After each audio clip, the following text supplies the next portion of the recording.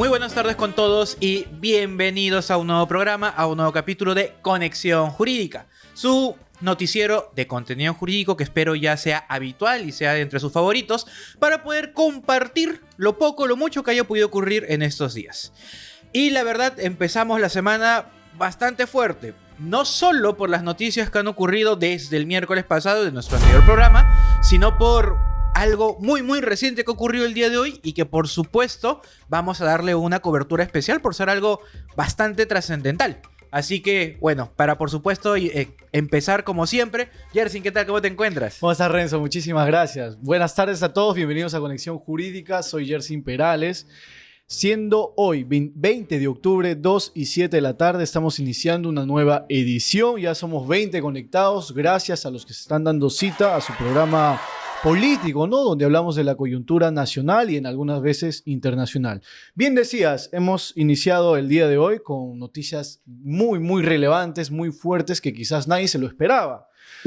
Quizás por allí un poco predecibles, pero aún así causa mucha sorpresa. Yo solo diré, a quienes hayan visto el episodio de Geput Podcast con el doctor José Domingo Pérez, se imaginarán de qué tema vamos a hablar. Así que, bueno, hay que siempre hacer cherry a los otros programas que tenemos. Pues. Por supuesto. Así que, Yersin, por favor, si nos puedes decir cuáles son las noticias de esta semana. Muy bien, para empezar, vamos a hablar del gabinete de Ernesto Álvarez que pidió al Congreso el voto de confianza. Esto de acuerdo con respecto al artículo 130 de la Constitución Política, y que va a ser evaluado el día miércoles y va a ser transmitido también por Egeput.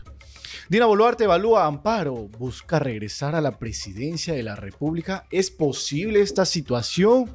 Lo vamos a conversar dentro de un momento con nuestro compañero Renzo. La noticia del día y con la cual vamos a empezar este programa. El Tribunal Constitucional anula el caso Cócteles contra Keiko Fujimori. Un archivamiento total del caso Cócteles que venía ya desde hace más de 10 años de esta investigación en contra de la lideresa de Fuerza Popular. Fiscalía involucra en una investigación al presidente José Gerí por tráfico de influencias. Anteriormente, como sabemos, el Ministerio Público ya había archivado uno de los casos por violación sexual del hoy presidente de la República, José Gerí, pero esta vez se le abre una nueva investigación. Por último, el Poder Judicial dicta detención contra su oficial por presunto homicidio de Eduardo Ruiz, el joven manifestante que se llevó a cabo la protesta el 15 de octubre y que dejó como fallecido a este joven artista. Estos son los titulares que tenemos para el día de hoy, Renzo. Pero ¿con qué vamos a empezar, estimado Renzo? Cuéntame. Como bien has dicho, vamos a empezar, no es usual, pero vamos a empezar con nuestra noticia central. Y bueno, obviamente, como ya han escuchado, nuestra noticia central es el reciente fallo del Tribunal Constitucional, donde habría anulado el caso Cócteles. Es un famoso caso de trascendencia nacional seguido en contra de Keiko Fujimori y muchas otras personas de su partido político. Ahora, ¿por qué estamos haciendo esta pequeña variación en el orden? Es precisamente porque tenemos un invitado que por supuesto dentro de su disponibilidad de tiempo y que siempre está presto para acompañarnos, se está presentando el día de hoy para poder profundizar un poco en qué es lo que ha ocurrido y que también nos dé su análisis, su perspectiva, su opinión de si esta decisión la considera justa, tal vez no, si es correcta, tal vez no, pero por supuesto queremos escuchar a todas las personas posibles y tenemos, para que producción nos ayude para poder conectarlo, tenemos el enlace con el doctor José Domingo Pérez. Doctor, muy buenas tardes, ¿nos logra escuchar bien? Sí, muy buenas tardes. Atento a las preguntas que tengan a bien formularme de esta decisión del Tribunal Constitucional. Como ustedes bien habían señalado, no era una decisión que iba a generar sorpresa en la Fiscalía, sobre todo por los antecedentes, no solamente por conformación o quienes integran el Tribunal Constitucional, o cómo han sido elegidos, o por quiénes han sido elegidos estos magistrados, sino sobre todo por las decisiones que ha estado emitiendo el Tribunal Constitucional en diversos casos que han generado una polémica respecto a cómo se está afectando la justicia penal en nuestro país. Doctor Domingo Pérez, muy buenas tardes, bienvenido a Conexión Jurídica. Justamente esta última noticia, hablando, como lo anticipaba nuestro compañero Renzo, usted en un programa que nos visitó en Egeput Podcast, anticipaba que ya era predecible por su parte este fallo a favor de Keiko Fujimori por parte del Tribunal Constitucional. ¿Por qué esta por qué vaticinó este contexto? ¿Cuáles fueron sus argumentos para decirlo? Porque el Tribunal Constitucional ha tenido dos sentencias que han tenido una clara injerencia en el caso Cocteles.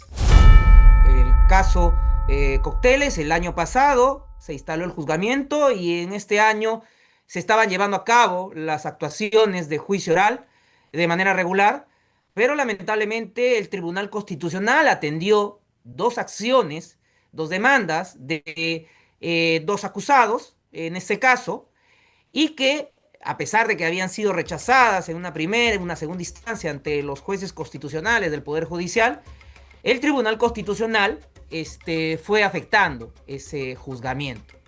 Pero lamentablemente este año nos damos con la sorpresa, eso sí, de que me estaban emplazando a mí ante el propio tribunal para que pudiera defender el caso Cocteles. En la historia del Tribunal Constitucional, nunca un fiscal ha sido emplazado para defender su investigación.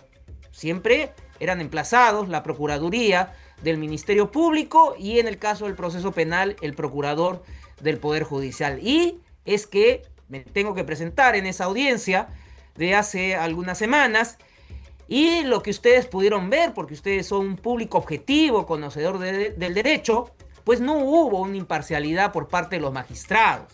Por el contrario, aquí era la defensa ya de un sesgo o de una situación que se ha plasmado en este documento que es la sentencia del Tribunal Constitucional, que prácticamente anula el caso Cocteles y anula muchas de las investigaciones y procesos que se han seguido y se siguen en el caso Lava-Jato. Más que decisiones o argumentos jurídico-técnicos, hay argumentos políticos. Vean ustedes el fundamento del magistrado Gutiérrez Tixe a partir del fundamento 58. Solicita que se reforme el sistema de justicia. Es decir, para que ustedes me puedan entender y su público objetivo, a partir del caso de Cocteles se está demandando que se reforme el sistema de justicia penal. ¿Se dan cuenta la trascendencia lamentable que está generando este caso? Además, la utilización de términos como lawfare en el fallo en mención. El lawfare es un anglicismo que tiene un contenido político para justificar narrativas para afectar la independencia del sistema de justicia. Pero también pueden ustedes leer otros fundamentos en los que señalan, por ejemplo, que los fiscales no deben perturbar el proceso electoral cuando los fiscales en general actúan independientemente de un calendario político.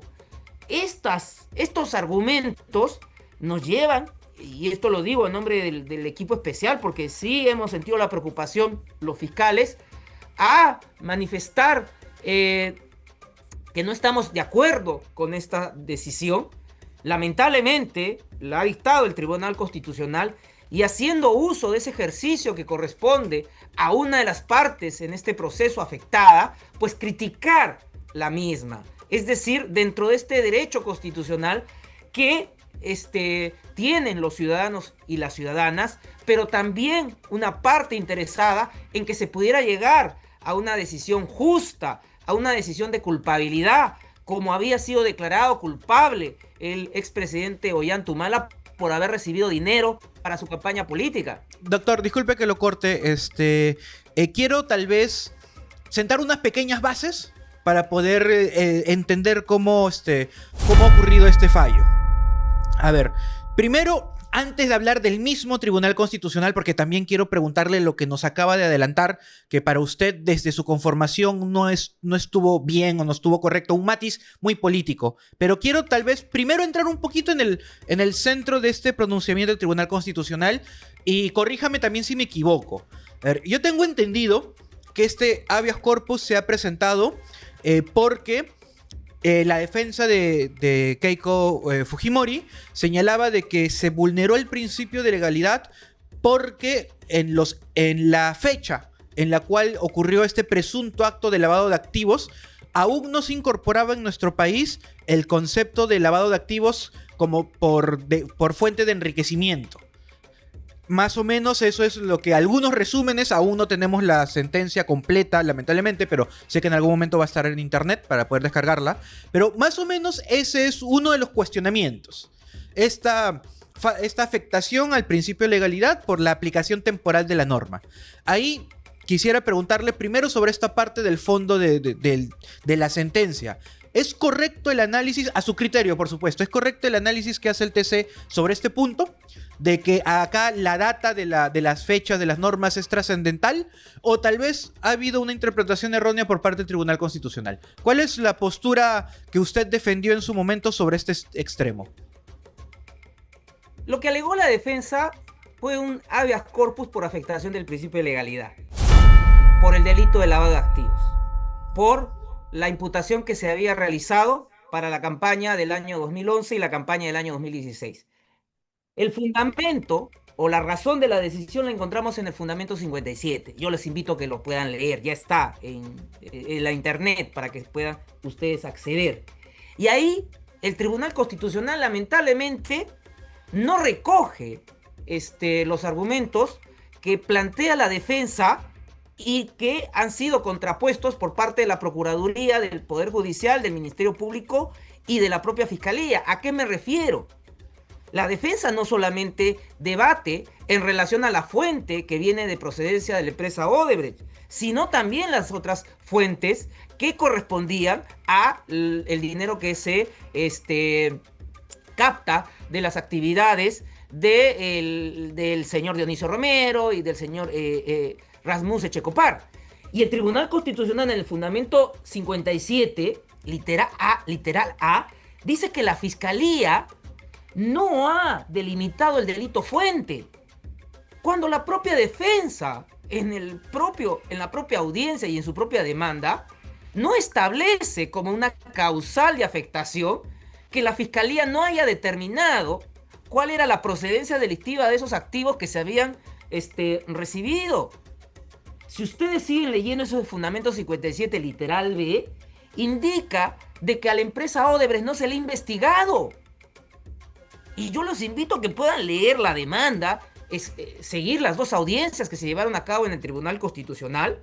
Y esa era una alegación que hizo el magistrado Ochoa, que no tenía que ver en el contexto del caso planteado. ¿A qué me refiero? La empresa Odebrecht no fue objeto de la solicitud de la demanda de habeas corpus, no fue objeto del debate que se llevó a cabo, salvo esa pregunta que realiza uno de los magistrados, pero que además esta decisión sorpresiva genera pues que no se haya podido debidamente absolver, que la empresa Odebrecht, por estos aspectos de tener toda una división estructurada de tráfico de su dinero a través de offshore, una caja 2, pues fue ya declarada su culpabilidad en el Brasil. Por lo tanto, si ya hay una empresa declarada culpable en su país, precisamente por la generación de activos de ganancias corruptas para la financiación de campañas políticas, no solamente en el Perú, sino en otros países, ¿por qué el Tribunal Constitucional pone como un literal de su fundamento que la empresa Odebrecht no ha sido investigada, cuando la empresa Odebrecht fue declarada culpable por los hechos que corresponden a la jurisdicción peruana? Pero lo que es más grave, lean ustedes el literal E del fundamento 57, señala que las 4 etapas o las 4 fases del lavado de activos se tiene que dar en nuestro país, es decir, la reintegración, para que me entienda quienes tal vez no están familiarizados con ese término. Que la camisa sucia se meta a la lavadora y se saque nuevamente limpia y se la vuelva a poner el lavador. Cuando eso, la sentencia plenaria casatoria 1/2017, cuando interpreta la normatividad de lavado de activos, establece que cada una de las modalidades son independientes, son autónomas y por lo tanto no es exigible la reintegración. Ergo, ¿qué es lo que nos está anunciando? Que esta sentencia del Tribunal Constitucional no solamente se va a aplicar a todos los casos lavajato, sino a todas las investigaciones y procesos por lavado de activos en donde la Fiscalía y el Poder Judicial no hayan establecido precisamente la reintegración del activo. Una situación que va a generar justo también sobre este último punto que acaba de mencionar me llama bastante la atención. porque usted bien ya lo viene repitiendo 2 o 3 veces. Hay una similitud dentro, digámosle, del bloque de los casos Lava Jato. Hay una similitud en relación a las imputaciones sobre delito fuente, Odebrecht y lavado. Hay una similitud de hechos, por supuesto, con sus puntuales diferencias. ¿Usted considera de que este fallo puede potencialmente afectar ya la sentencia que existe en el caso de Ollanta y tal vez también, sí o no, quién sabe, quiero escuchar su opinión, afectar al actual juicio que se está siguiendo en contra de Susana Villarán? Mire, el caso Ollanta y el caso Keiko Fujimori son dos caras de una misma moneda. Mientras Ollanta recibía, candidato Ollanta recibía $3 millones para su campaña política en el año 2011 de Odebrecht, la señora Fujimori recibía $1 millón.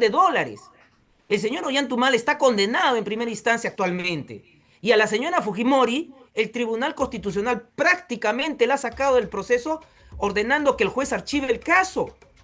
Pero lo que es más grave es que no dan respuesta a varias de las alegaciones que hizo la Procuraduría y la Fiscalía, en mi caso, que es lo que ya la Corte Suprema a través de la Casación 617-2021 había establecido, que estamos ante una figura de lavado de activos, cuando el dinero procede de fuente ilícita para actividades de campaña política. No hay ninguna línea en la sentencia que se haga referencia, a pesar de que se alegó, se acompañó el documento y se le solicitó expreso pronunciamiento.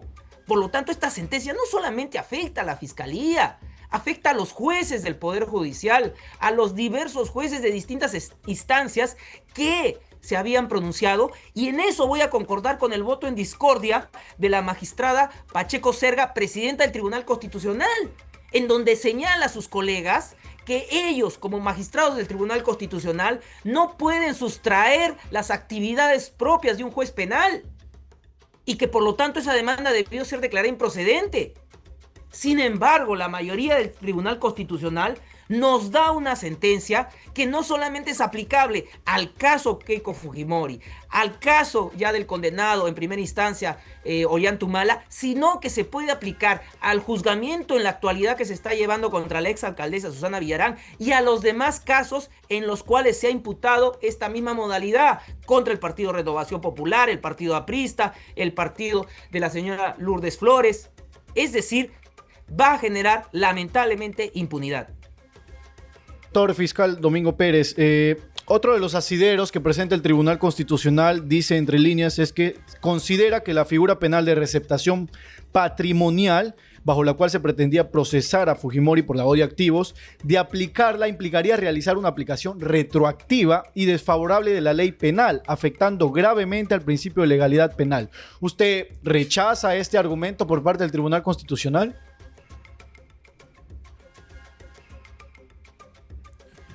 Doctor, ¿me logra escuchar? ¿Me escuchan? Creo que hubo un pequeño corte. ¿Ahora sí me logra escuchar? Sí, le escuché la pregunta. Ya. Pensé que no me estaba Perfecto, sí, ustedes. le repito la pregunta. No, entre sí le los escuché, argumentos no se preocupe. Sí me escuchó. Ok, por favor, ¿nos Sí, podría sí responder? Sí le escuché la pregunta. Claro, porque el Tribunal Constitucional no ha tenido en cuenta la acusación que se ha formulado. No solamente la acusación que fue anulada en sus primeras decisiones, sino que en la última que se ha presentado, en la que la Fiscalía está señalando que la modalidad por la que se está acusando son los actos de conversión. Es decir, cuando estos han captado ese dinero y a partir de que captan este dinero, la intención es que este dinero ingrese al sistema financiero. ¿Para qué? Para que una vez que esté en el sistema financiero puedan cubrir todas sus actividades de campaña política. Por lo tanto, eso que estaba ya expresado en la norma del delito de lavado de activos, no tenía como asidero lo que ha argumentado el Tribunal Constitucional. Lamentablemente, y esto lo tengo que decir, ha recogido una tesis que no tiene fundamento en el expediente judicial. Tanto así, miren ustedes, que los invito a que puedan leer uno de los fundamentos que da esta sentencia, que es el fundamento 90, en donde nuevamente el Tribunal Constitucional tiene como fuente el conocimiento público. En el fundamento 90 el Tribunal Constitucional dice que la sentencia, la acusación, perdón, fue devuelta 19 veces. Y su fuente es el conocimiento público, es decir, la opinión formada por quienes ejercen la defensa de los intereses de la señora Fujimori y que están presentes en los medios de comunicación para desinformar. Por lo tanto, si usted me dice que es válido que magistrados del Tribunal Constitucional tengan como fuente de conocimiento la opinión pública, pues por lo menos hubiesen solicitado al Poder Judicial el expediente o por lo menos hubieran solicitado de dónde han formado su convicción. Y nos queda claro que la convicción no la han formado de la acusación, del expediente judicial, sino de la desinformación. Ministerio Público, posterior a este fallo, ¿qué acciones va a tomar de ahora en adelante con respecto al caso Cócteles? Bueno, simplemente tratar de informar, porque estamos viendo cómo diversos actores políticos lamentablemente están utilizando esta sentencia para querer seguir afectando la autonomía e independencia del sistema de justicia. El presidente del Congreso, en este momento, en horas de la mañana, ha descalificado nuestra labor y ha solicitado que nos excluyan o nos saquen de la institución. Y esto es una clara afectación a la independencia y separación de poderes en nuestro país. No somos la Venezuela de Chávez, no somos la Nicaragua de Ortega, aún creo. Y que por lo tanto, un fallo que ha sido dado por un tribunal constitucional conformado políticamente y que en su origen están los votos de quienes estaban siendo juzgados y acusados, no puede generar esta intromisión al sistema de justicia bajo el calificativo, como les he indicado, de ese fundamento 58 del magistrado Gutiérrez Tixe, que se pretenda reformar el sistema de justicia. Ahí también le quiero hacer una pregunta. Usted ya también nos está repitiendo un cuestionamiento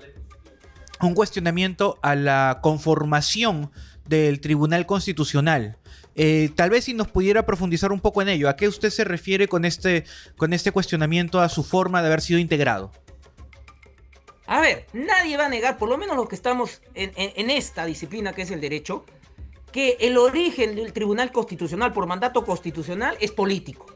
Quienes eligen a los magistrados en el Tribunal Constitucional es la política representada en el legislativo. Pero hay un principio que tienen que desvincularse quienes han sido elegidos del origen de esos votos. Pero queda claro que esta clase de fallos y los fallos anteriores, en donde han declarado la constitucionalidad de muchas leyes controversiales, lo único que está generando es esa falta o ausencia de legitimidad, es decir, de confianza en las decisiones que está emitiendo el Tribunal Constitucional. Esta del caso Cócteles se ubica dentro de ese paquete de sentencias y queda claro que va a la sazón o en concierto con lo que sectores políticos venían anunciando meses antes, es decir, hacer una reforma del sistema de justicia. Nuevamente les invito, ahí está plasmada. No estamos frente a un órgano constitucional que dé la confianza de esta decisión. Y a nombre del Ministerio Público y por el cargo que ocupo, pues tengo que ejercer ese derecho constitucional como parte de este proceso y decir, la decisión lamentablemente se tiene que acatar, pero no genera confianza. Por supuesto, el denominado equipo especial de investigación por el tema de Lavajato, ustedes en conjunto ya han tenido la oportunidad tal vez de reunirse para discutir como equipo especial cómo se van a continuar con los otros procesos que se tienen, o tal vez aún no se toma una decisión para afrontar esta decisión y el golpe que va a tener para los otros casos. Hemos tenido reuniones preliminares de vocería, es por eso que estoy aceptando la invitación de los medios de comunicación y sobre todo especializado en temas de derecho, para un poco dar cuenta de cuáles son estas decisiones o fundamentos del Tribunal Constitucional que no son estrictamente jurídicas, que son eminentemente apreciaciones o fundamentos que tienen que ver con lo político. Yo les había señalado una de ellas, pero también les indico cuando hace mención a lawfare, por ejemplo.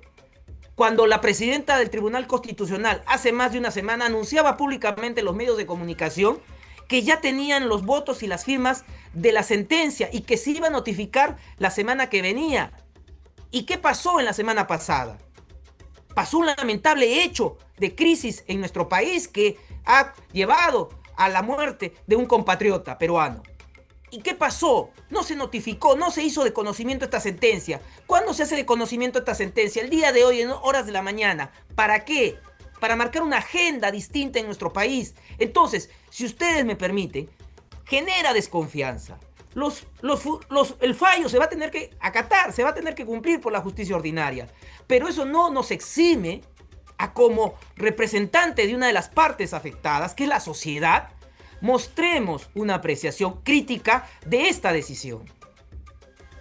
Pérez, respetamos su tiempo y para ir cerrando esta entrevista también que nos dio, quisiera hablar un poco también del tema de Espinosa y el regreso al Ministerio Público. Por parte del Poder Judicial declaró fundada esta medida cautelar con respecto a la ex titular, titular del Ministerio Público en estado de suspensión. ¿Cómo ve desde su perspectiva el regreso de Delia Espinosa a la titularidad del Ministerio Público? Bueno, estamos a la expectativa. Hay una decisión judicial y se va a tener que cumplir, entendemos. Más allá de posiciones discrepantes que podemos ver a través de los medios de comunicación. De la misma manera que le estoy mostrando en la sentencia del Tribunal Constitucional.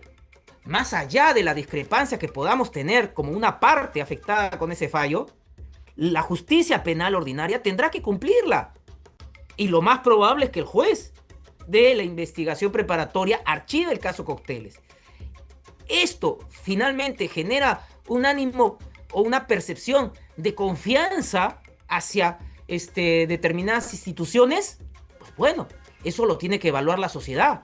Finalmente transmitimos la posición que desde el equipo especial Lavajato tenemos en relación a esta decisión y doy respuesta a la pregunta que usted me ha formulado. Tengo una duda, justo lo que acaba de mencionar. Bueno, tal vez antes de hacerle la duda, quiero preguntarle transparentemente si todavía nos puede acompañar unos 10 minutos más, tal vez, si es que no tiene problemas con su horario laboral para poder charlar. Unos 5 con todo gusto, pero ya tengo que atender otra. No se preocupe, por supuesto, respetamos todas las labores que todos tenemos y le agradecemos por este espacio que nos da. A ver, quisiera preguntarle, porque usted está mencionando bastante el término archivar. Usted está mencionando bastante de que prácticamente eso es lo que se ha ordenado. Pero, y tal vez quiero escuchar su interpretación tal vez del tema, porque leyendo la resolución como tal, en la parte, reitero, resolutiva, se menciona que se dejan resoluciones nulas y sin efecto. Y, bueno, diría yo que este es uno importante para esta pregunta, que se declara sin efecto todos los actos procedentes del proceso seguido desde el inicio de investigaciones preliminares tramitados en diversas carpetas fiscales. O sea, entiendo que se está dejando sin efecto la investigación, pero ¿esto en automático significa un archivo?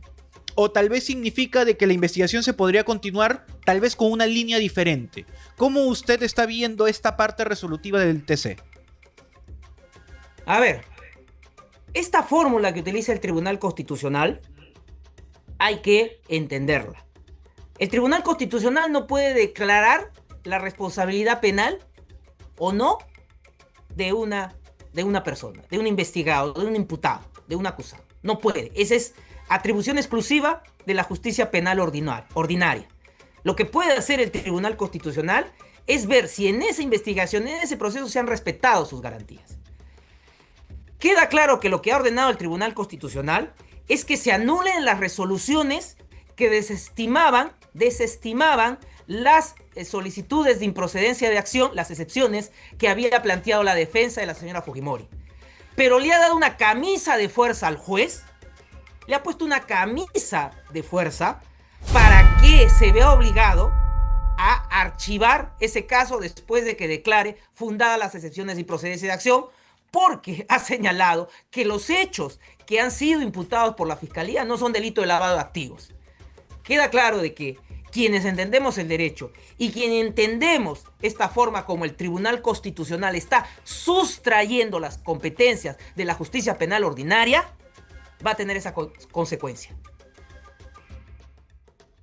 Nuevamente, corríjame si me equivoco, de que el TC, sin decir archivo, le está cerrando el camino al juez para que la única opción viable sea que ordene el archivo. Bueno, el sobreseimiento para que se tenga, entre comillas, que acatar. Entonces entendemos y entiendo que por ello su expresión de que el TC está sustrayendo funciones, porque sin competirle y también sin decirlo directamente, está ordenando algo que, en otras palabras, no debería ordenar. Más o menos eso es lo que usted nos está transmitiendo. Y es lo que dice el voto en discordia del magistrado Monteagudo y de su presidenta del tribunal, Pacheco Serga. Sus demás colegas no tienen esa facultad. Sin embargo, han transgredido la independencia y autonomía que tiene la justicia penal ordinaria para haber determinado precisamente que esta controversia había acabado en la justicia penal con esa casación, la 617-2021. Ok, doctor Domingo Pérez, muchísimas gracias por esta oportunidad. Esperamos no haber molestado su tiempo y esperamos tenerlo en otra oportunidad. Muchísimas gracias. Gracias, muy amable. A ustedes, hasta luego. Muchas gracias, doctor Domingo Pérez. Muy bien, fue la presencia del doctor Domingo Pérez, fiscal a cargo de toda la investigación del caso Cócteles, con respecto a esta última noticia que hemos recibido con el extremo del fallo a favor del Tribunal Constitucional del caso Cócteles, que involucraba a la lideresa del partido político Fuerza Popular, Keiko Fujimori. Importante la opinión del doctor Domingo Pérez. Bueno, se entiende, por supuesto, que como está, entre comillas, del bando que se ve afectado por esta decisión, se entiende claramente su disconformidad, pero al menos queríamos, por supuesto, escuchar sus argumentos, escuchar sus razones, para que todos podamos hacernos una opinión. Porque claramente todos tenemos una postura política, si estamos o no a favor de Keiko. La idea, por supuesto, también es tener una opinión jurídica lo más objetivo posible. Y digo lo más posible porque aún dentro del mundo del derecho, como las figuras jurídicas procesales son tan interpretables, tener una posición unánime es muy complicado. Hay algunas cosas que me han llamado la atención dentro de todo lo que nos ha comentado el doctor José Domingo Pérez. Bueno, nuevamente un gracias por el tiempo que nos está brindando, porque es un espacio dentro de su horario laboral, pero al menos son unos minutos importantes para nosotros. Y bueno, parece que están... Primero, creo yo que les han atado las manos, porque un pronunciamiento final del Tribunal Constitucional no es impugnable, no es apelable, no hay recurso alguno, no hay forma de que alguien superior les diga no, te equivocaste. No hay forma. Así que, como bien dice el doctor, cabe acatar. Están expresando su disconformidad y algo, por supuesto, que se respeta, y están de forma pública dando a entender las razones de su disconformidad, que es más importante que solo decir no estoy de acuerdo, sino no estoy de acuerdo y por qué.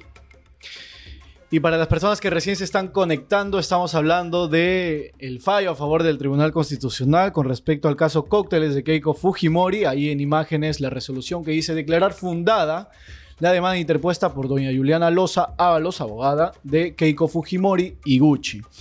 Y en resumen, en simples palabras, la resolución emitida el 2 de octubre de 2025 por la máxima instancia constitucional anuló el proceso penal que investigaba a Fujimori y a su partido por presunto lavado de activos y organización criminal en relación con los aportes recibidos durante las campañas electorales de los años 2011 y 2016.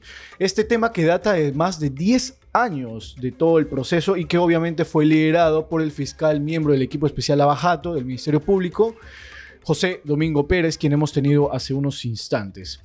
Y bien le hacía la pregunta al fiscal Renzo. Para las personas que siguen tal vez el programa de Geput Podcast, en tu entrevista, él vaticinó este escenario, él ya lo anticipaba, bien decía de que el Tribunal Constitucional iba a fallar, que iba a aprobar este habeas corpus presentado por Juliana Loza. Sí, la verdad que sí, y es algo bastante interesante. A ver, ¿por qué? Creo yo que ya puedo hablar del contenido de ese podcast, porque a todos nuestros espectadores espero hayan tenido tiempo de poder verlo, pero se relaciona con este tema. Pues yo tuve una entrevista con el doctor José Domingo Pérez, creo que hace casi un mes, y en esa entrevista, que era para el podcast, estuvimos hablando de varios de sus procesos, dentro de ellos del proceso Cócteles, de este proceso.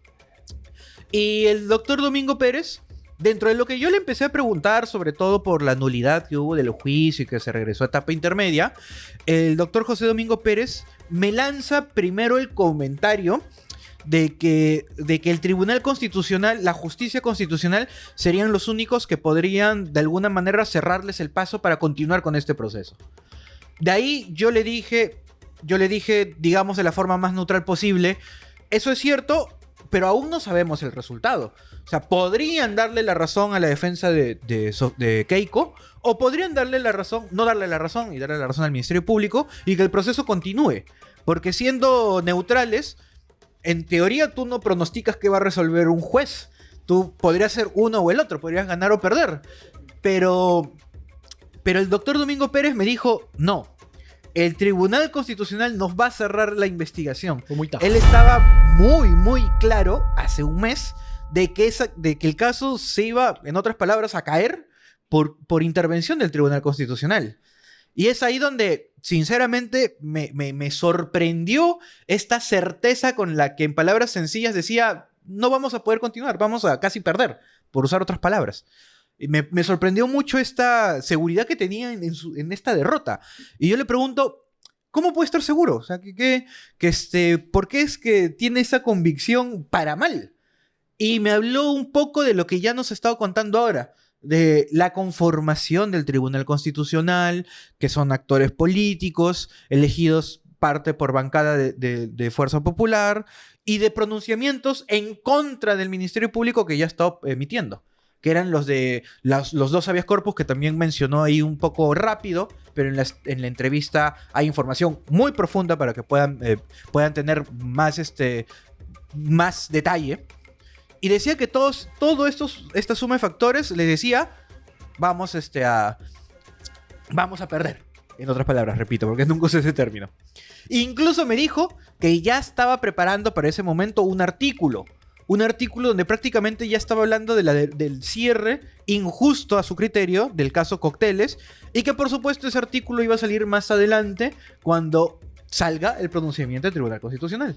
Y bueno, acabamos de ver que ya salió el pronunciamiento, y me imagino también que saldrá este artículo donde explique desde su postura por qué el Tribunal Constitucional hizo algo malo.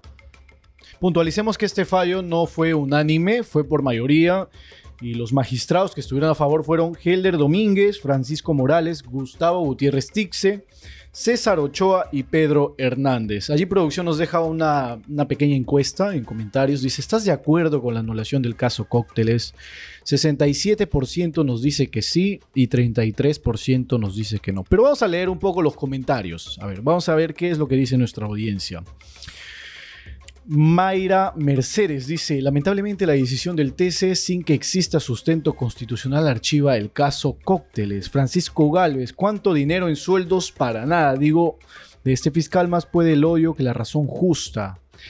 Amadeo Valenzuela dice, Fujimori es clave en el desarrollo del Perú. Y por último, Carla Sánchez nos dice TC recontra comprado. Y algo que también precisó el fiscal Domingo Pérez es... desacreditando, se podría decir, la presencia de los magistrados o quienes conforman el Tribunal Constitucional, que son 7 magistrados, que obviamente son escogidos por el Congreso de la República. Y obviamente también el grupo político, el partido político que más congresistas tiene dentro de este legislativo es Fuerza Popular. ¿Y quién lidera Fuerza Popular? Keiko Fujimori. Entonces, por allí también iría ese argumento presentado por Domingo Pérez. Aunque justo acá hay un comentario interesante que también alguna vez yo he repetido. Marino Huerta nos dice, no era delito. Incluso Rosa María Palacios desde hace años decía que no era delito. Y ciertamente es algo que hace mucho tiempo se decía, no es algo novedoso, sino recuerdo bastante en épocas 2020, 2021, cuando ya se estaba iniciando la etapa intermedia del caso Cócteles, siempre por ahí se decía, ¿cómo puede ser lavado de activos si en esa época era completamente legal y no existían requisitos legales, por así decirlo, para que un partido político reciba financiamiento de privados, de terceros? ¿Por qué convertir ese acto lícito en ese momento ahora en un acto ilícito? Claro, en ese momento se repitió bastante. más o menos por ahí iba también algunas excepciones de improcedencia de acción dentro de la etapa intermedia, que todos fueron rechazados, por cierto. Pero si te percatas, el Tribunal Constitucional, y como recalcó el doctor José Domingo Pérez, deja sin efecto las resoluciones que declararon infundado esas excepciones de improcedencia de acción. O sea, como que este argumento que se esgrime desde el 2020-2021 y que en ese momento se les dijeron que no, ahora 2025 le están diciendo al juez, oye, tú no debiste decir que no. Debiste, entre comillas, porque no lo dicen textualmente, pero tú debiste decir que sí. Así que ciertamente es correcto lo que dice Marino Huerta, de que es un argumento, es conocimiento, son voces que se decían hace mucho tiempo y que en un primer momento se dijo no y ahora parece que sí. Por otro lado, tú también mencionaste el tema de Ollantumala, porque también fue sentenciado, en este caso por haber recibido aportes durante su campaña. Por Odebrecht. Exactamente, por Odebrecht y también por parte de Venezuela. ¿Y en qué más o menos se asemejan estos casos entonces? ¿O también tuviera injerencia esta resolución del Tribunal Constitucional en el caso de Ollantumala? A ver, primero quiero agarrar las propias palabras del doctor José Domingo Pérez. Dice que son las dos caras de la misma moneda. O sea, este comentario no es exagerado porque el origen de ambos delitos de lavado de activos es el mismo.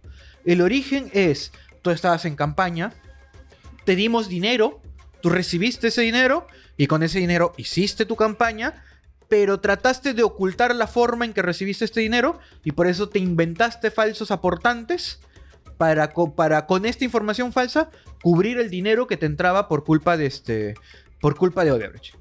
El inicio es el mismo. La única diferencia es que en el caso Cócteles, aparte de los falsos aportantes, estaban las famosas cocteladas. Por eso se llama caso Cócteles. Y en el caso de Ollantumala es solo falsos aportantes. Pero salvo esas pequeñas diferencias, el origen es en esencia el mismo. Así que el argumento del Tribunal Constitucional es, en ese momento, lo que tú estás diciendo no era delito. El día de hoy sí es delito.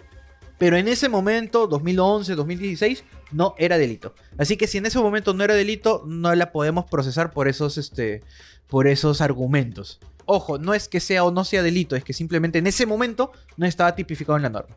Distinto sería lo que ocurre el día de hoy. Así que sí hay un símil muy importante con el caso Ollantumala. Claramente ya los abogados han hecho sus apelaciones en su respectivo momento, pero que inicie la segunda instancia del caso Ollanta y esta sentencia puede ser crucial para una posible absolución de todos los investigados. Ahora, el tono que lo hace diferente es que en Ollantumala, aparte de caso Odebrecht, de dinero de Odebrecht, habría dinero presuntamente de maletas diplomáticas provenientes de Venezuela. Así que ese podría ser una diferencia importante para o mantener la condena, o tal vez los jueces digan, no, pero si bien el hecho es diferente, hay similitud en el razonamiento, así que tampoco es delito. Eso se verá eventualmente en la segunda instancia. Esa diferencia me parece bastante interesante. Pero de por sí aguarda mucha semejanza, ¿eh? Sí, exacto, aguarda muchas semejanzas. Y por allí también entraría entonces el tema de Susana Villarán, porque también recibió aportes de Odebrecht. Exacto. Por eso le pregunté al doctor Domingo Pérez sobre el caso Susana Villarán. Si bien su respuesta fue bastante un poco superficial, pero nos dio a entender de que van a seguir afrontando el juicio. Y lo resalto porque por ahí en internet leí un post típicos rumores que no es que les hagas caso, pero por al menos los lees y te preguntas si es cierto o no, que por ahí los rumores decían de que iba a pedir una suspensión del juicio por las similitudes que habían entre el caso Cócteles y el caso Susana Villarán. Ahora, lo leí y en mi mente, no creo que sea cierto porque eso de suspensión del juicio no es que exista tal cual, pero podía ser y por eso le pregunté sobre esa similitud. Quiero leer ese comentario de Joel Huaranca. Es muy similar la pregunta que te iba a hacer porque dice, tampoco es delito. O sea, aporto con 10,000 soles hoy a mi partido, ¿ya estoy cometiendo delito? No como regla. El detalle es que tú me dices esa premisa y claramente no es delito. Acá la diferencia era, pero si esos 10,000 soles que tú dices que aportas los conseguiste de forma ilícita, porque esa es la premisa de la empresa Odebrecht. Oye, yo no te estoy dando 1 millón, 2 millones, 3 millones, yo no te estoy dando $1 yo no te estoy dando ese dinero de mi trabajo, sino te estoy dando ese dinero de todo el dinero ilícito que gané por toda Latinoamérica como producto de mis coimas. Esa es una diferencia importante. No te estoy dando el dinero limpio, te estoy dando dinero sucio. Y segunda premisa importante, tú recibiendo ese dinero, si supuestamente es limpio, ¿por qué no lo declaras? ¿Por qué tenías que hacerlo encubrir con falsos aportantes? Segunda diferencia importante con la comparación que nos hace Joel Guaranca. Porque si solo fuera lo que él dice, claro que no es delito. Claro. Tú puedes darle todo el dinero que quieras a quien quieras sin justificación alguna. Por ahí hay una que otra formalidad, pero tú puedes hacerlo. Solo que estos dos detallitos es lo que hace la premisa del lavado de activos. Principalmente entraría la sospecha el por qué no lo declaraste, si es lícito. ¿Cuál es el problema? ¿Por qué la ¿Qué necesidad? escondías? ¿Por qué la necesidad de los falsos aportantes? Incluso recordemos que en el caso Cócteles había una segunda acusación que era por obstrucción de la justicia. ¿Por qué? Porque en un primer momento los aportantes fueron a declarar a la fiscalía y todos dijeron, sí, es mi dinero, es mi dinero, es mi dinero. Pero luego, poco a poco, los mismos aportantes se empezaron a retractar. Pero se retractaron también diciendo, nos contactaron abogados del equipo Fuerza Popular y nos dieron abogados gratis y nos pidieron que cambiemos nuestras versiones. Y por los abogados es que empezamos a decir que el dinero sí lo habíamos entregado, pero realmente no, realmente mentimos.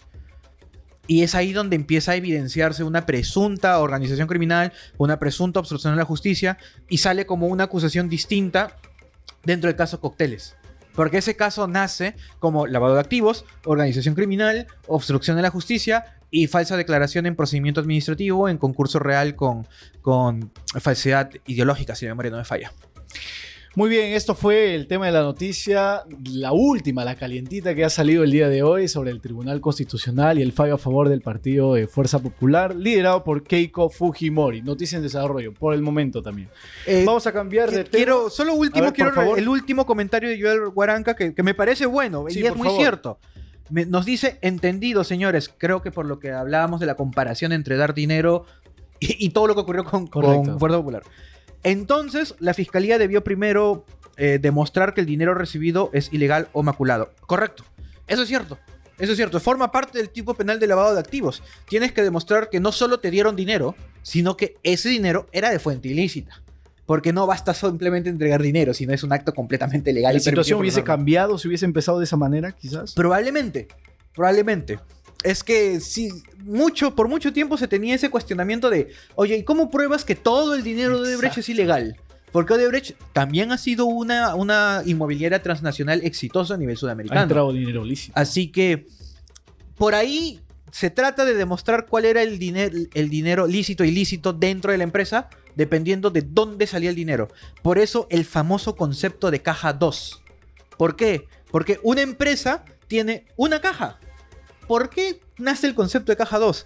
Porque la empresa Odebrecht tenía todos sus gastos, por así decirlo, registrados contablemente, caja 1, pero también tenía gastos no registrados contablemente. Esos gastos subrepticios, escondidos, no dentro de la contabilidad oficial, todos esos gastos es lo que se denomina gastos de la caja 2. La caja invisible, la caja que nunca existió dentro de la contabilidad normal. Es por eso este concepto que mucho se repite, pero a veces no se explica. Supuestamente todo el dinero de la caja 2 es el dinero sucio, proveniente supuestamente de las coimas, o dinero para coimear. Y el de la caja 1 es el dinero limpio, el que de verdad se ganaron con el sudor de su frente, con sus obras, y que reinvertían para gastos. Ahí está la aclaración, estimado Joel Guaranca. Gracias por estar ahí. Amadeo Valenzuela, soy inocente, se confirma, dice.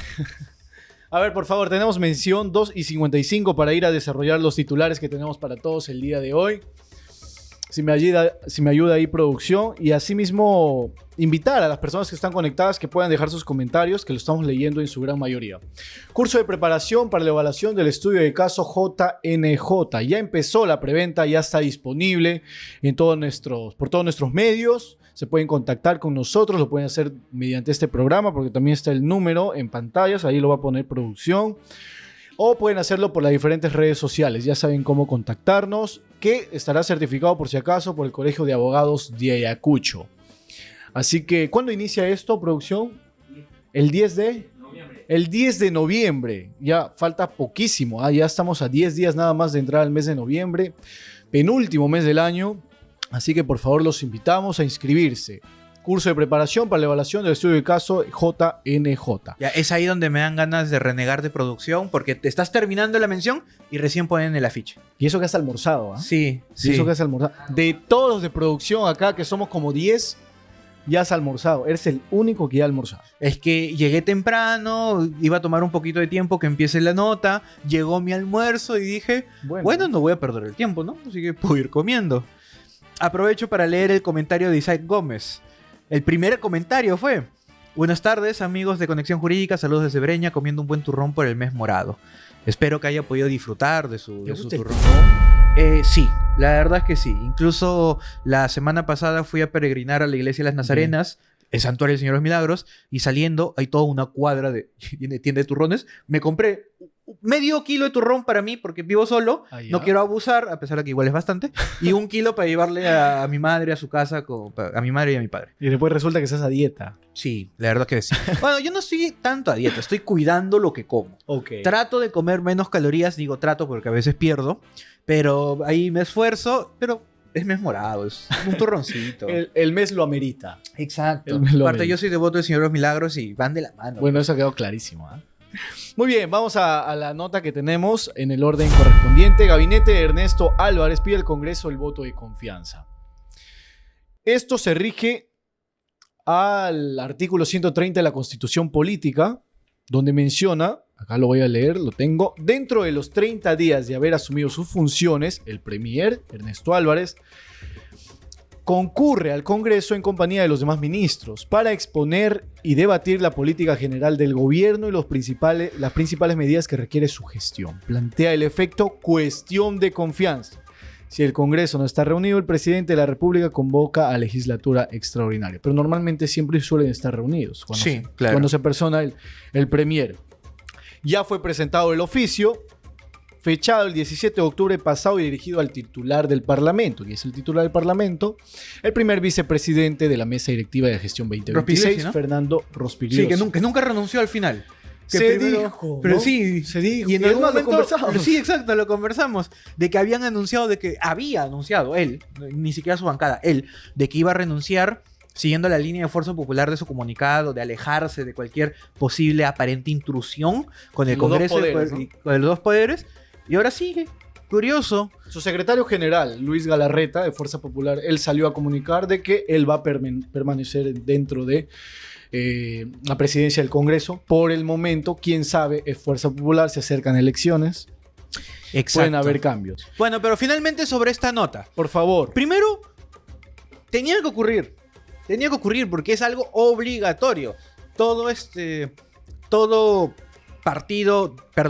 Gabinete. equipo, todo gabinete, exacto, se me fue la palabra un instante. Todo gabinete, ni bien es conformado, tiene un plazo de ley, 30 días, para pedir esta cuestión de confianza. Pero, ojo, está condicionado a que ya haya un plan de gobierno. Tú no vas solo para decir, él es ministro, él es ministro, él es ministro, ella es ministra, ella es ministra, confíen en ellos. No, no es confiar en la persona, es confiar en sus planes de gobierno, es confiar en la visión que tienen para el país y bueno, no es confiar en sus resultados porque aún no tienen resultados. Por eso se claramente. expone la política del gobierno. Exactamente, precisamente por eso, y esto tenía que ocurrir tarde o temprano, ha ocurrido relativamente rápido, porque teniendo 30 días y habiendo ocurrido pasado recién una semana de que se conformó el gabinete, ya han pedido esta cuestión de confianza. Así que, bueno, se van a reunir, va a haber una exposición ante el Pleno del Congreso, quienes van a otorgar o rechazar el voto de confianza. Ahora, también lo común es que se acepte este voto de confianza. Primero porque recién están empezando. Reitero, no se le pueden exigir resultados tan rápido. Y segundo, porque hay, entre comillas, una sanción si rechazas el voto de confianza. Si rechazas una vez el voto de confianza, bueno, no pasa nada con el Congreso. El presidente tiene que elegir un nuevo gabinete. Si hay una segunda cuestión de confianza, y en esta segunda cuestión de confianza ya lo rechazas, ahí el presidente está facultado, no es una obligación, pero ya estaría autorizado a poder desligarse del Congreso, prácticamente cerrar el Congreso. Disolverlo, totalmente. Exacto. No es común, nunca ha pasado en nuestro país una disolución del Congreso por rechazo de voto de confianza, nunca ha ocurrido. ¿Alguna vez ha ocurrido? Sí, rechazo del voto de confianza una vez. 2 veces nunca ha ocurrido. Si el Congreso, bien lo decías, rechaza la solicitud, pero en este caso la cuestión de confianza no se evalúa la gestión, porque esto no se ha ejecutado, porque es recién el inicio. Es la exposición de la política del gobierno que presenta el Premier, el presidente del Consejo de Ministros, que en este caso es Ernesto Álvarez. Posterior a ello, recién se pasa a la votación de aprobarse la cuestión de confianza. Pero el precedente que tenemos más cerca, implícitamente, obviamente también el Tribunal Constitucional se ha manifestado, es la cuestión de confianza presentada por Salvador del Solar. Exacto. El ex premier de Martín Vizcarra, que llegó obviamente en una visita intempestiva, accidentada, llegó al hemiciclo del Congreso de la República. Es un hecho histórico. Similar como el de José Gerí. Más o menos, claro. Ahí tienen alguna similitud en la situación extraordinaria. Claro, y llegó y previo a la votación de la elección de los miembros, de los magistrados del Tribunal Constitucional, plantea cuestión de confianza y obviamente el desenlace ya todos lo sabemos. Exacto. Y bueno, simplemente a esperar lo que va a ocurrir el día miércoles a las 4 de la tarde. No me atrevo a decir ni sí ni no, pero sinceramente me inclino un poco más por el sí, ya que no es un dato menor. Recordemos que José Gerí ya proviene del bando del Congreso, proviene de la misma trinchera. Así que están entre comillas con un colega, que es el colega. No, ¿cómo no le voy a dar el voto de confianza? Si incluso 2 mociones de censura, la del mismo viernes la del mismo viernes que fue su elección en la madrugada, y la moción de censura posterior al 15 de octubre se rechazaron.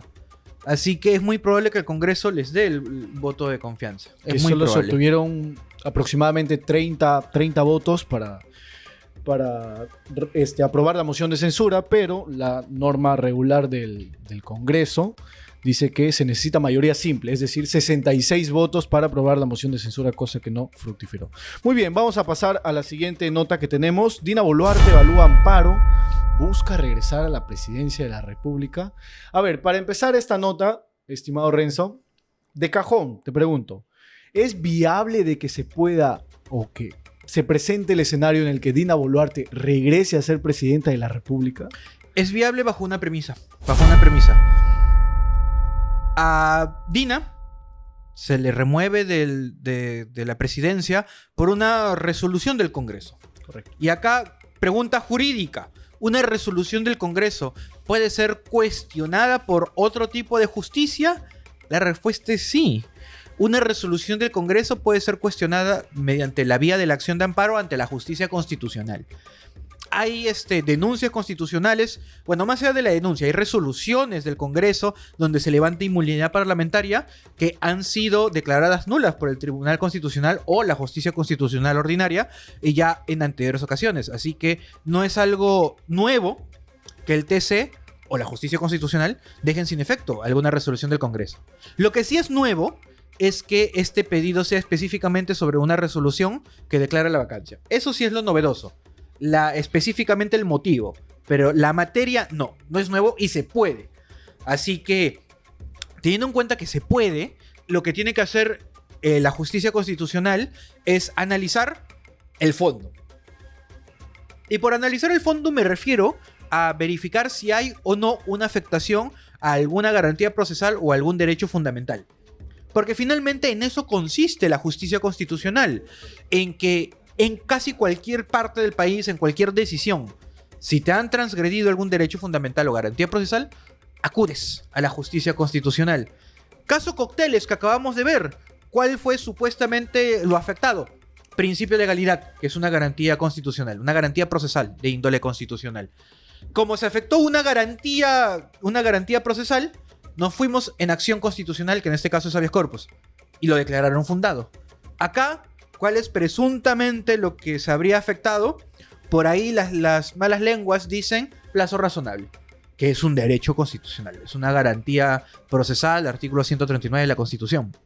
Así que, si es viable, no voy a decir ni sí ni no, si es viable, el Tribunal Constitucional podría Joseph Campos, que es abogado también de Dina Boluarte, la exmandataria, en una conversación con Infobae, él comentaba, entre todos los asideros que presentaba, que no se le dio un plazo razonable para ejercer su defensa. Recordemos que solo fue 56 minutos, exactamente lo que dio el Congreso de la República aquel jueves 9 de octubre, en la famosa vacancia express, que también anteriormente ya lo comentábamos. Y eso es algo que desde el primer momento se estuvo repitiendo.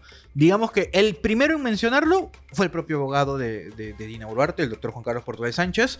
Lo mencionó vía tweet, vía ex. En su momento leímos su comentario. Y al día siguiente, entre comillas, en esa misma madrugada, quien también mencionó algo prácticamente idéntico, en otras palabras, fue el doctor Dino Caro Coria. También dijo de que acá había una afectación al plazo razonable.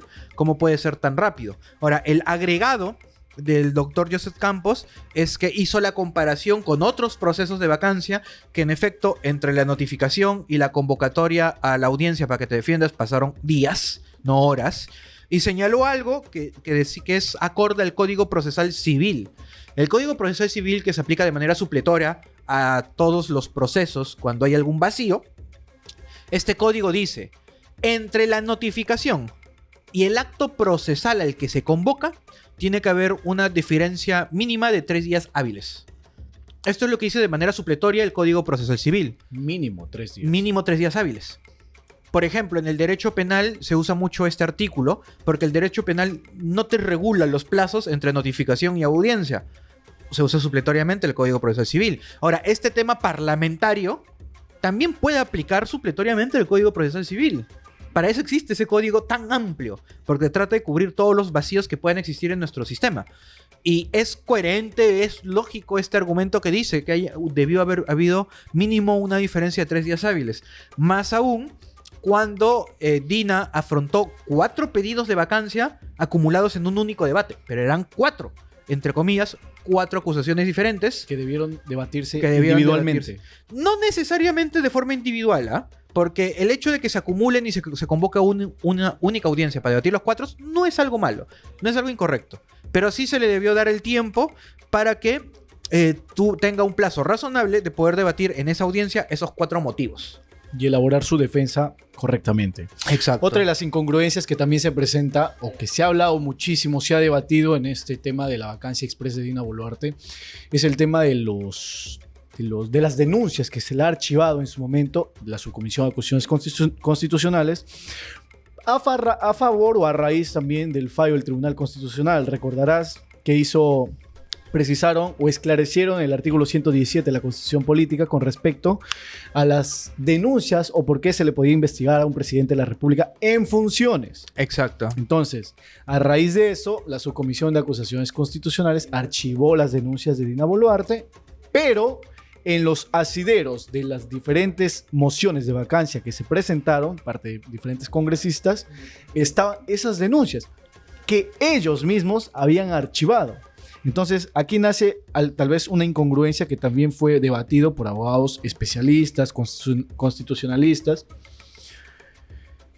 Y alguien que también se pronunció fue Delia Espinosa, quien recomendaba al Congreso que anulen el archivamiento. No sé si es viable, si es que lo dice ella, puede ser viable, obviamente desde su puesto como abogada, también conoce el tema. Anularían estas incongruencias que existen dentro de la vacancia de Dina Boluarte. Yo creo que anularlas a estas alturas ya no cambiaría la situación, porque lo cierto es que en el instante en que se usó como argumento para la vacancia, en ese instante estaba archivado. Y es correcto, o sea, genera incongruencias. ¿Cómo utilizas como base para una vacancia un argumento archivado? Un archivo significa de que o no hallaste delito, o faltan pruebas, o en este momento no puedo continuar la investigación, la continúo más adelante. Así que si usas como base un archivo para después vacar, no hay cierta incoherencia. Mucho más sentido tenía tal vez la incapacidad por el tema de las extorsiones. Eso entre comillas es un poco más coherente, aunque por supuesto hay que entrar siempre al detalle para el debate. Pero lo cierto es de que se evalúa esta justicia constitucional. Aún no tenemos la certeza si se va o no a acudir a esta vía. Es una posibilidad que se presente, es una posibilidad de que se pida incluso una medida cautelar. ¿Por qué hablo de la medida cautelar?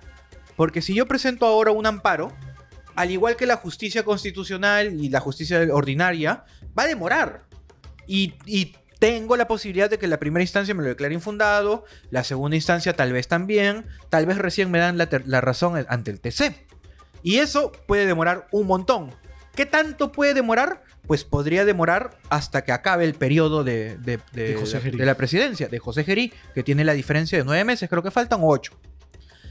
Ante ese tipo de situación, ante este tiempo que podría dejar insubsanable mi derecho, ¿qué es lo que usualmente se hace? Algo que he mencionado en más de una ocasión, una medida cautelar. Se podría pedir dentro del proceso constitucional, de manera provisional, que se deje sin efecto la resolución que declara la vacancia de la presidenta por la apariencia de derecho que podría haber, y eso es mucho más rápido, eso podría ocurrir en un mes o menos. Se podría dejar temporalmente sin efecto hasta que haya un pronunciamiento sobre el fondo. También es una posibilidad. Que aún está por evaluarse.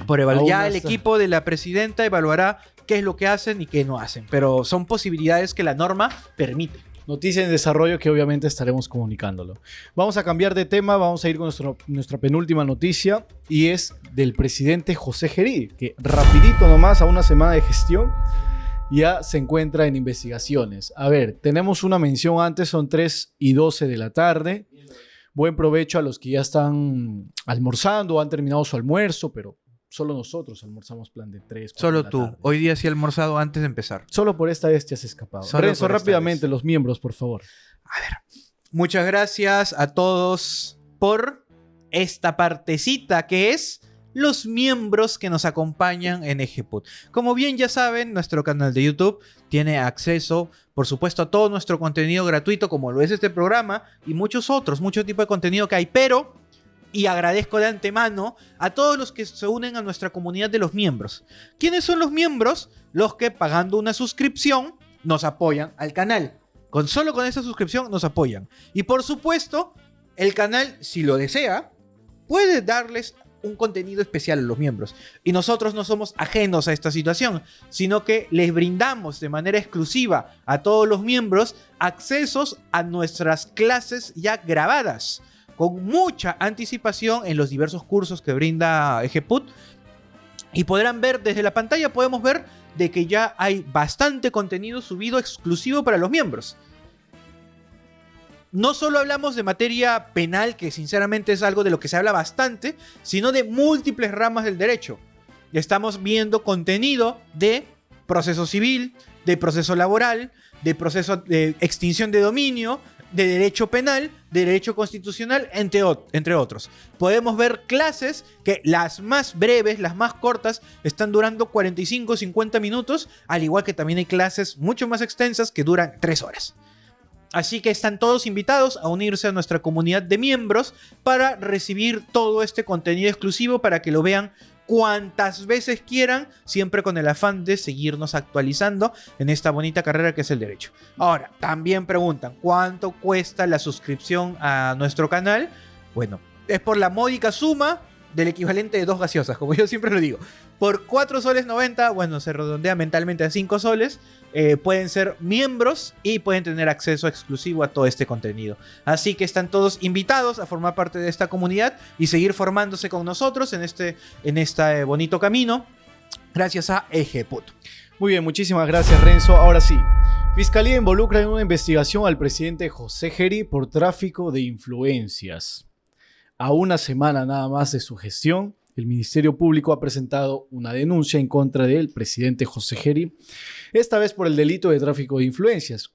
En el año del 2022, José Gerí era presidente de la Comisión de Presupuesto y aparentemente, según la tesis fiscal, cobraba $200,000 para que Gerí pueda aprobar una ley dentro de su comisión.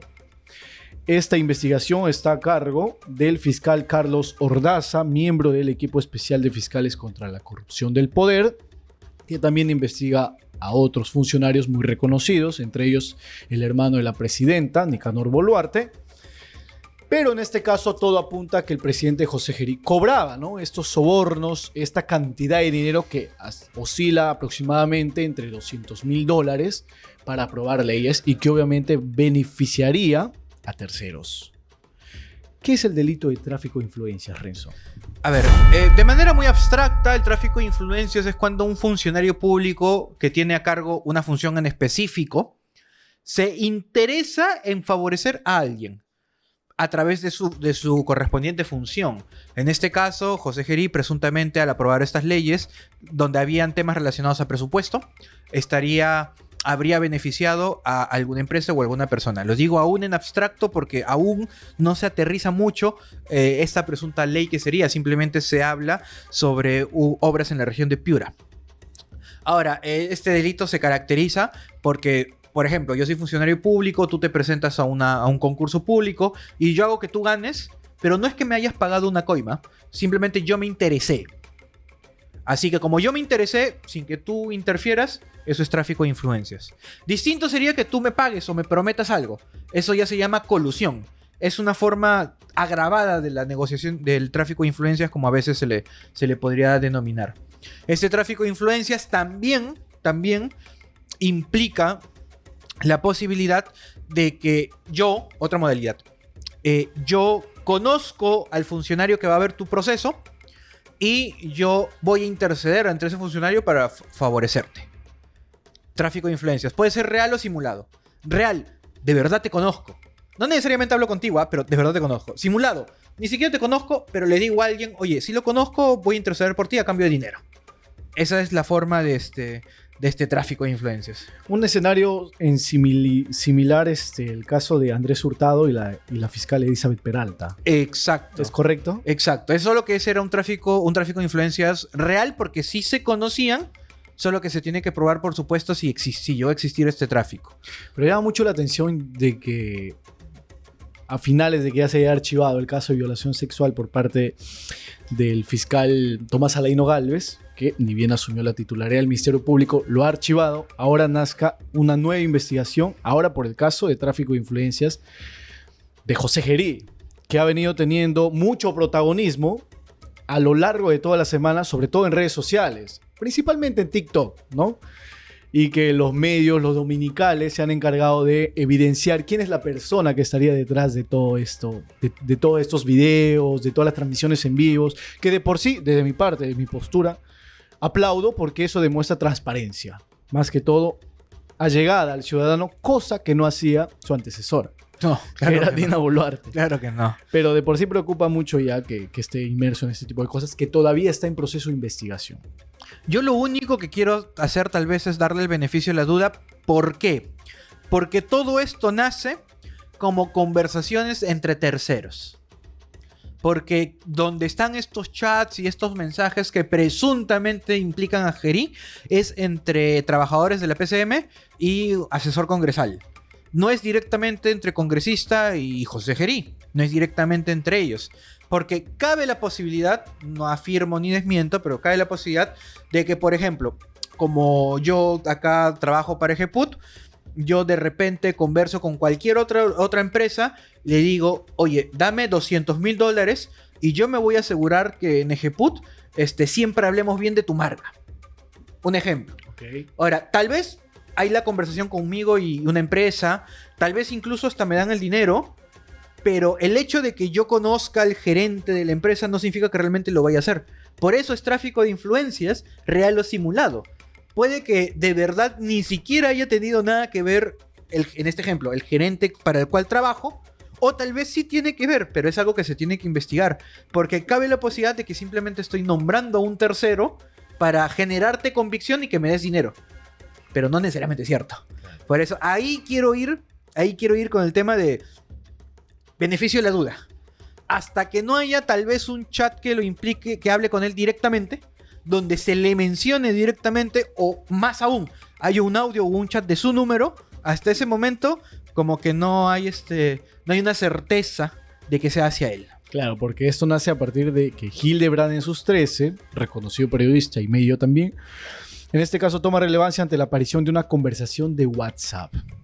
esta es la única prueba, se podría decir, que es la más fuerte, la más sólida que se presenta en esta acusación. Que se va a necesitar más, eso sí. Correcto, Porque es correcto. nadie, y esto no tiene nada que ver con que sea José Gerí, sino en general, en nuestra justicia, nadie es condenado únicamente por una conversación de WhatsApp. Pero sí sirve para abrir una investigación. Y hay que encontrar más cosas, como por ejemplo un rastro del dinero, si es que existe. Un rastro entre los titulares de esos números, para ver quiénes están hablando, para buscar la temporalidad, cuándo fue esa conversación, y en esa temporalidad, ¿se aprobaron o se denegaron leyes? ¿Sobre qué eran esas leyes? ¿Hubieron beneficiados? Ok, ¿y ese beneficiado cumplía los requisitos, sí o no? O sea, sí sirve para iniciar, pero insuficiente para condenar. Es correcto, es correcto. Muy bien, a ver, Roxana Ramírez dice, la justicia es divina. Sospecho de que se refiere a lo de la miniatura. Ah, caso Que cócteles. tiene que ver el Puede caso ser. Cócteles. Pero Puede igual, ser. muchas gracias por tomarte el tiempo de ingresar a nuestro en vivo. Lunes y miércoles, 2 de la tarde. Ya sabes, Roxana Ramírez. Muy bien, vamos a ir a nuestro último tema. ¿No hay alguna otra mención, estimada producción? Ok, después nos dice. Poder Judicial dicta detención. Cuando se le antoje, ¿no? Cuando se le antoje. Justo se acuerda y pa. Y nos Mención. interrumpe. y Miembros. nos interrumpe. Mención, miembros. Poder Judicial dicta detención contra suboficial por presunto homicidio de Eduardo Ruiz. Esta noticia ha sido muy resonada posterior a las protestas que se llevaron a cabo el 15 de octubre. Por ahí unos dicen que pacífica, otros argumentan que no. Pero la situación que nos ha dejado esta protesta fue de un fallecido. El joven manifestante se llama Eduardo Ruiz, Y más de 100 heridos también. más de 100 heridos entre protestantes y policías. Sí. Ambos ¿Correcto? bandos.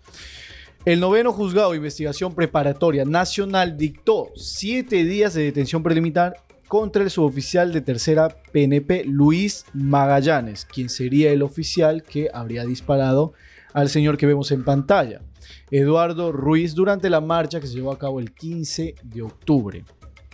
El juez es Abel Centeno, dispuso que Magallanes permanezca detenido hasta el 23 de octubre, día en el que sería puesto en libertad, a menos que la Fiscalía formalice la investigación preparatoria y requiera la prisión preventiva.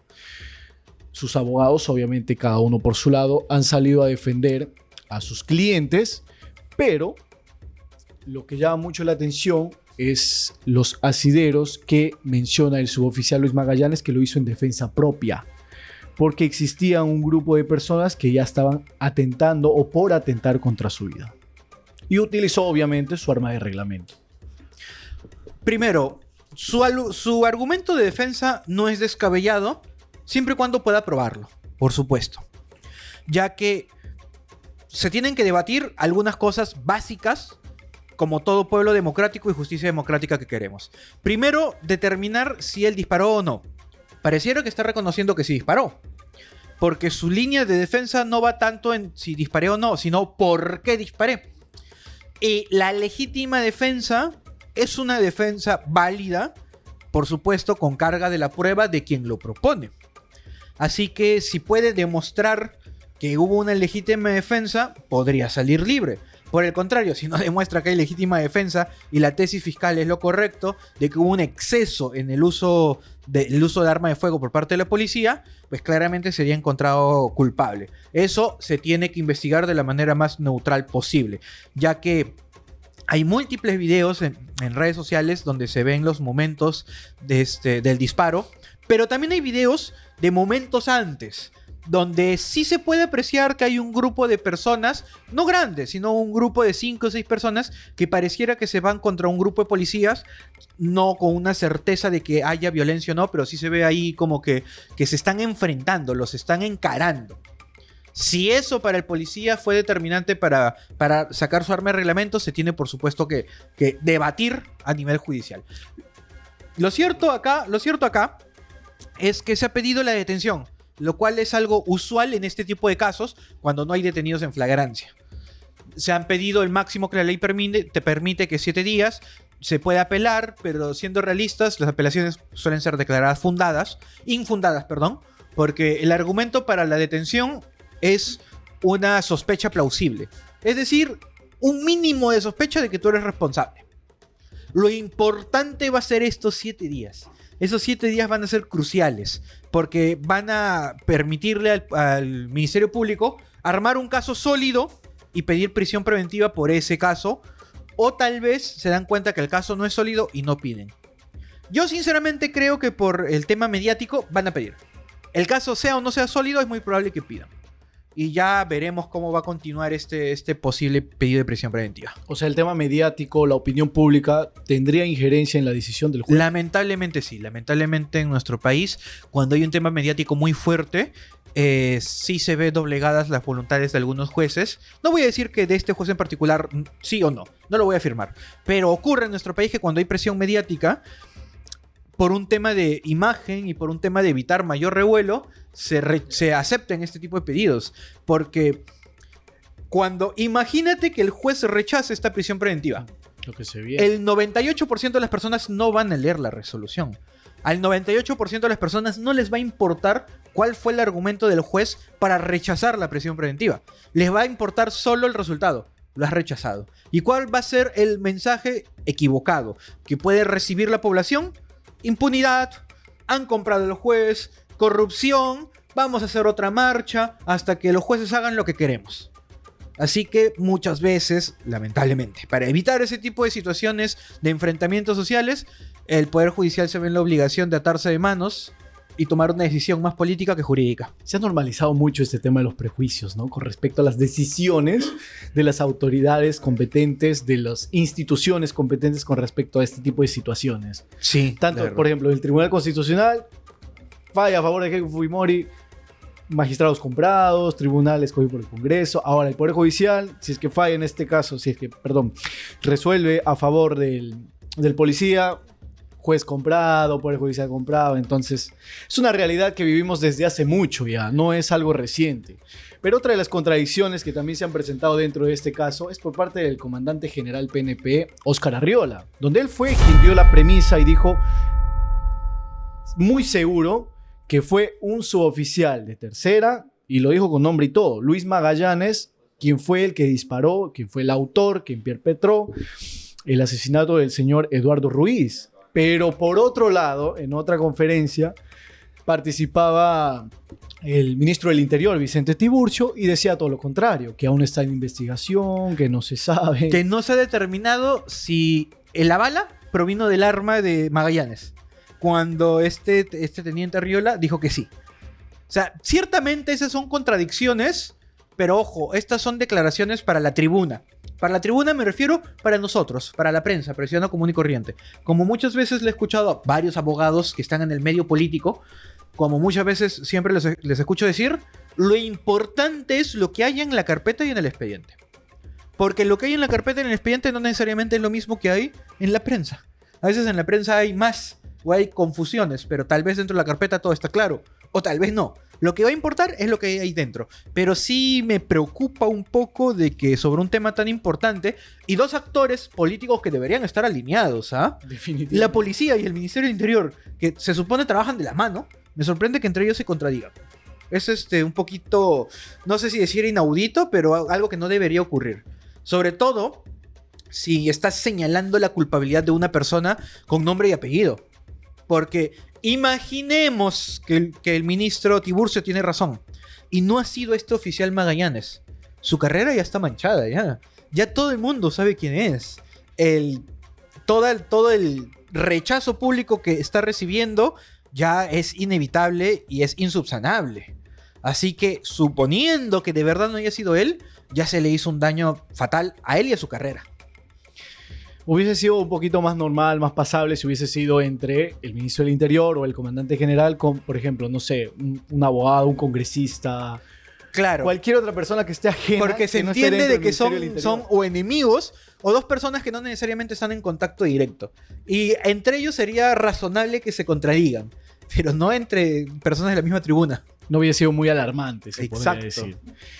Pero lo que sabemos es que aún va a tener 7 días el Ministerio Público para recolectar más información, más índices probatorios. Bueno, le queda hasta el jueves, ¿ah?